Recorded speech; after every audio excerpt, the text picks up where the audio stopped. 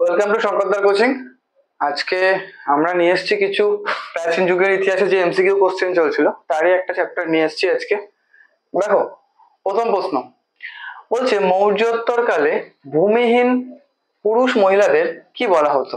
Option এতে আছে ভূমিহারা, গৃহস্থ, গ্রামবাসী, আর ছিল দাস শ্রমিক। ঠিক আছে, তো মনে রাখবে মৌর্যোত্তর যুগে ভূমিহীন পুরুষ মহিলাদের বলা হতো দাস শ্রমিক।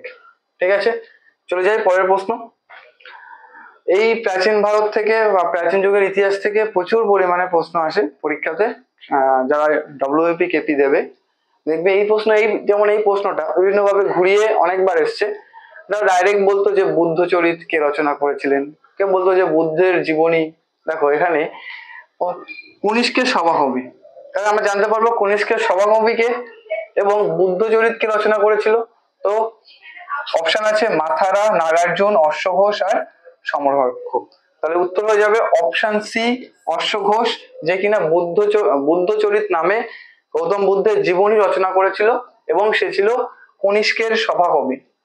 চলো পরে, ও যে সাতবাহন ড্যাশ ভারতের শক্তিশালী রাজবংশ ছিল। ঠিক আছে, আমরা জানি সাতবাহন বংশ প্রতিষ্ঠা করেছিল শিমুক, এবং সাতবাহন বংশের সর্বশ্রেষ্ঠ রাজা ছিল গৌতমী পুত্র সাতকর্ণী। তো এখানে আছে কোন ভারতের শক্তিশালী? অপশন আছে পূর্ব, উত্তর, দক্ষিণ, পশ্চিম। সাতবাহন ছিল পশ্চিম ভারতের একটি শক্তিশালী রাজবংশ। ঠিক আছে, চলো পরের প্রশ্ন। শুঙ্গ বংশ কে প্রতিষ্ঠা করেন? বহুবার পরীক্ষা এসছে, বহুবার, খুব ইম্পর্টেন্ট। ডব্লিউপি কেপি বা যারা এসএসসি জিডি দেবে তাদের জন্য প্রচুর ইম্পর্টেন্ট প্রশ্ন। তো শুঙ্গ বংশ প্রতিষ্ঠা করেছিলেন পুষ্যমিত্র শুঙ্গ। অপশন এ হয়ে যাবে সঠিক উত্তর। পুষ্যমিত্র শুঙ্গ সে কিনা কি করছে? শুঙ্গ বংশের প্রতিষ্ঠা করছে। পরের প্রশ্ন চলে এসেছি গৌতমী পুত্র সাতকর্ণী। মনে রাখবে এই গৌতমী পুত্র সাতকর্ণী নিয়ে এ হচ্ছে কোন রাজবংশের শাসক ছিলেন? একটু আগে আমরা বলছিলাম সাতবাহন রাজবংশ, সেই সাতবাহন রাজবংশের শ্রেষ্ঠ রাজা ছিল গৌতমী পুত্র সাতকর্ণী। সেই সাতকর্ণীর যে আত্মজীবনী সেটা লিখেছিলেন তার মা গৌতমী। মনে রাখবে গৌতমী বালশ্রী তার মায়ের নাম। ঠিক আছে, পরে পাণ্ড্য রাজবংশের রাজধানী কোথায় ছিল? পাণ্ড্য রাজবংশ ছিল, তাদের রাজধানী কোথায় ছিল? মাদুরাই আছে, কেবুর, উড়াইউজ, আর হচ্ছে দিল্লি। ঠিক আছে, তা আমাদের অপশন হয়ে যাবে অপশন এ মাদুরাই ছিল পাণ্ডব রাজবংশের রাজধানী। পরের প্রশ্ন, কনিষ্ক কোন রাজবংশের রাজা ছিলেন? সম্রাট কনিষ্ক কোন রাজবংশের রাজা ছিলেন?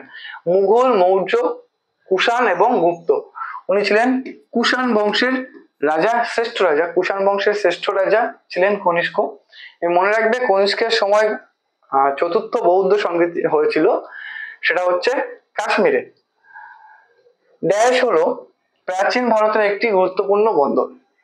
প্রাচীন ভারতের যে কটি বন্দর আমরা দেখতে পাই তার মধ্যে সবচেয়ে গুরুত্বপূর্ণ বন্দর কোনটি? তাম্রলিপ্ত, শ্রাবস্তী, আইর্চ আর চম্পা। দেখবে তাম্রলিপ্ত, অনেকেই নাম শুনেছো এই বন্দরের। সবচেয়ে গুরুত্বপূর্ণ বন্দর ছিল অপশন এ তাম্রলিপ্ত বন্দর, প্রাচীন ভারতের সবচেয়ে গুরুত্বপূর্ণ বন্দর।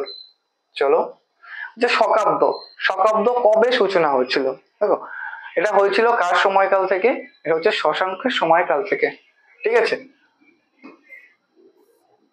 অপশন এ 78 এডি অর্থাৎ খ্রিস্টপূর্বাব্দে। ঠিক আছে, 78 খ্রিস্টপূর্বাব্দে হয়েছিল শকাব্দের সূচনা। কুষাণরা মধ্য এশিয়ার কোন উপজাতির উত্তরসূরি ছিল? তারা কোন উপজাতি থেকে এসেছিল? ঠিক আছে, মনে রাখবে আমরা সবাই শুনেছি ইউচি জাতির শাখা ছিল হচ্ছে কুষাণরা। তো মহান ইউচি হয়ে যাবে সঠিক উত্তর। ইউচি জাতির শাখা ছিল কুষাণরা।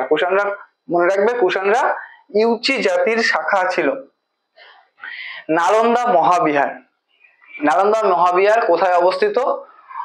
অপশন আছে রাজস্থান, আসাম, বিহার আর গুজরাট। ঠিক আছে, চারটে অপশন আছে, উত্তর হয়ে যাবে অপশন সি বিহার।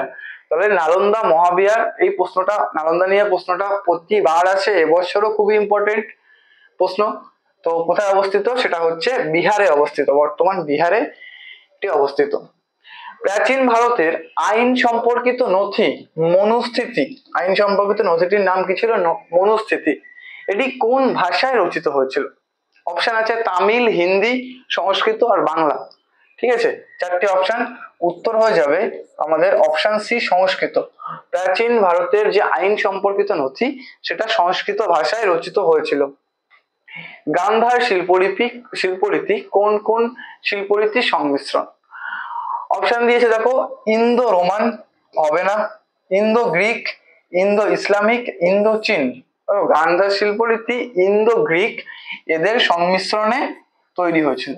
ঠিক আছে, ইন্দো গ্রিক শিল্পরীতি সংমিশ্রণে গান্ধার শিল্পরীতি তৈরি হচ্ছিল।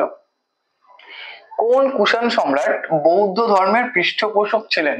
একটু আগেই দেখলাম কনিষ্ক, সে হচ্ছে সেই কুষাণ সম্রাট কনিষ্ক, তার আমলে বৌদ্ধ ধর্মের চতুর্থ সংগীতি হয়েছিল। কোথায়? স্থানটা হচ্ছে কাশ্মীর। স্থানটা হচ্ছে কোথায়? কাশ্মীরে হয়েছিল চতুর্থ বৌদ্ধ সংগীতি। ঠিক আছে, তার আগে অশোকের সময় হয়েছিল তৃতীয় বৌদ্ধ সম্মেলনী, তার আগে হয়েছিল কালাশোক দ্বিতীয় সম্মেলনী, তার আগে হয়েছিল অজাতশত্রুর আমলে প্রথম বৌদ্ধ সংগীতি। চলো, তক্ষশিলা ছিল একটি বিখ্যাত স্থান যে কারণে তক্ষশিলা কি কারণে একটি বিখ্যাত স্থান ছিল?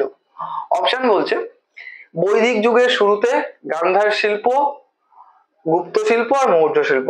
এবার তক্ষশিলা ছিল গান্ধার শিল্পের জন্য, গান্ধার শিল্পরীতির জন্য একটি বিখ্যাত স্থান। ঠিক আছে, তক্ষশিলা গান্ধার শিল্পরীতির জন্য একটি বিখ্যাত স্থান ছিল। কোন রাজত্বকালে ভারতে গান্ধার শিল্পের উদ্ভব ঘটে?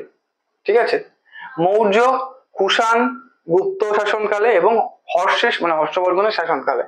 হয়ে যাবে কুষাণ। কুষাণ শাসনকালে ভারতবর্ষে গান্ধার শিল্পরীতির উদ্ভব ঘটে। ঠিক আছে, পরের প্রশ্ন, সাতবাহন রাজাদের সময় একটি উল্লেখযোগ্য বন্দর কি ছিল?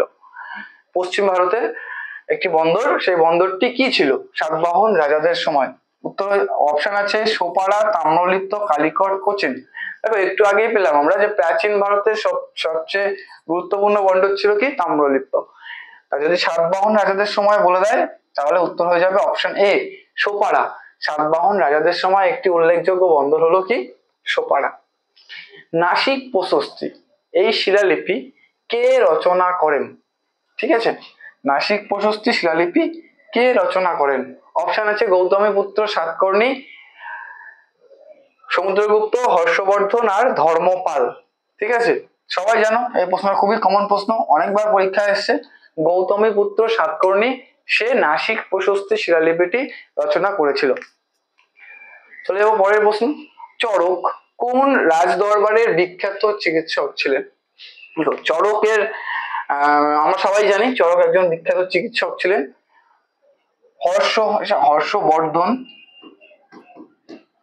হর্ষবর্ধন, চন্দ্রগুপ্ত মৌর্য, অশোক আর কনিষ্ক। কনিষ্কের সময়ের বা কনিষ্কের সমসাময়িক বা কনিষ্কের রাজসভারই চিকিৎসক ছিলেন কে? চড়ক। ঠিক আছে, কনিষ্কের রাজসভারই চিকিৎসক ছিলেন চড়ক।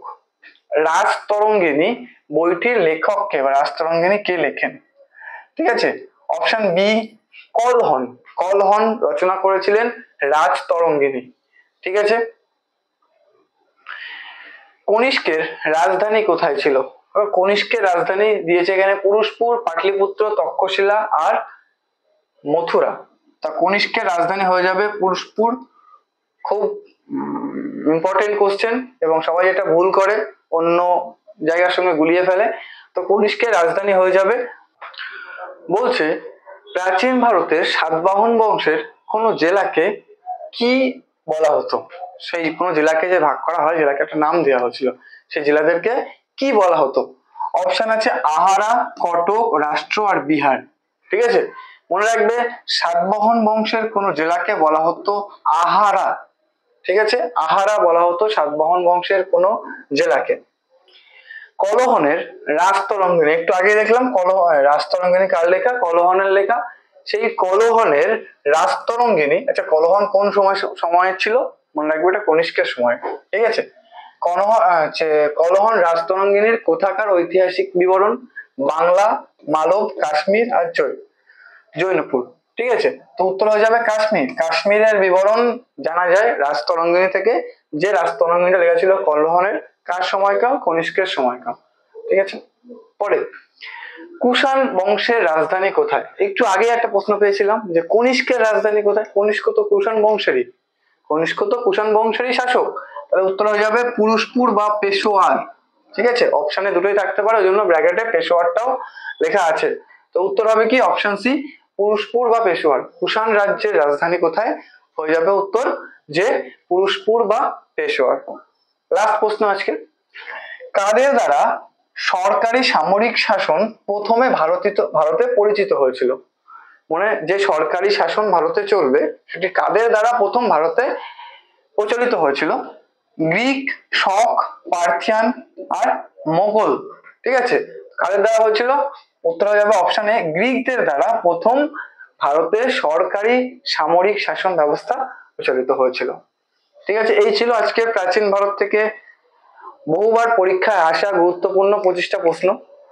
তো তোমরা প্র্যাকটিস করো এরকম প্রশ্ন, দেখবে এরকম অধ্যায় ধরে করতে করতে তোমরা অনেক প্রশ্ন, কোনো অধ্যায় তোমাদের বাদ পড়বে না, অনেক প্রশ্ন তোমরা কভার করে যাবে। সামনে সেপ্টেম্বর নভেম্বর দুটো মাসে দুটো পরীক্ষা আছে, ডব্লিউবিপি এবং কেপি। তোমরা এভাবে প্রিপারেশন করো।